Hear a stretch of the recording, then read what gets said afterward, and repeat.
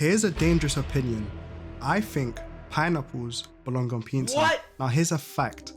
Video games tell better stories than movies. Alright, before you cinephiles start attacking me, let me land. Movies and shows are inherently passive, right?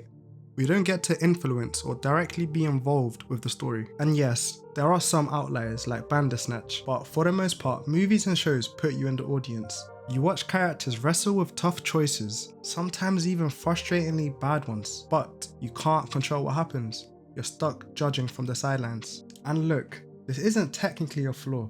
Some would even call it the magic, right? A great director wants you powerless, strapped into the ride, feeling every turn without ever touching the wheel. Games, on the other hand, they hand you the wheel. You're the one making those terrible choices. Okay, I admit, I might have been slightly disingenuous saying video games as a whole are a better storytelling device than your standard movies or shows. Most games work like that too, a scripted ride you can't change. But there is a special breed of games that flip the script. There are games where your choices matter.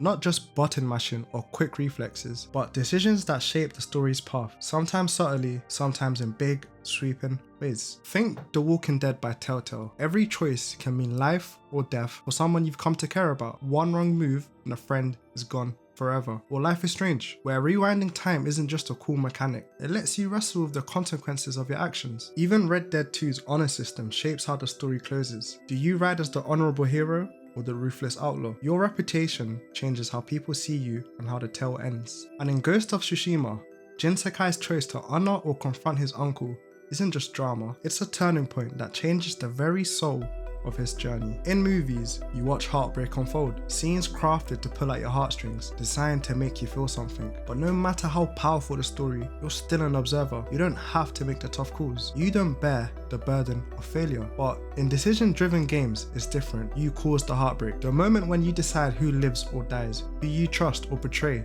is on you. You feel pride when you save someone you've grown to care about. That character isn't just part of the story, they're your responsibility. And when you fail, the weight of that guilt settles in like a shadow you can't shake. Hesitate, and doubt creeps in. Did I make the right choice? No director can make you feel this way because the game forces you to live with it. It's not just about watching a story unfold. You're living it, shaping it with every decision you make. Think of Lee in The Walking Dead. Every choice you make, every person you save or lose. Or Kara in Detroit Become Human. Pausing in a tense moment, knowing that even one wrong move changes everything. That connection runs deeper than sympathy. It's empathy, born from responsibility. Decision-based games aren't flawless. They often promise freedom, but sometimes the choices feel like walking down a narrow hallway with only a couple of doors, limited options, scripted outcomes, and pacing, it can sometimes drag. Hours spent wandering or doing fetch quests can make you lose sight of the emotional core. Not every game offers that deep narrative agency we're talking about here. Meanwhile, movies are masters of precision. Every frame, every note of the score, every pause is carefully crafted to guide your emotions exactly where the director intends. No detours, and no distractions. But decision-based games are more than stories you just watch. They invite you to wrestle with uncertainty, to live with imperfect choices and messy consequences.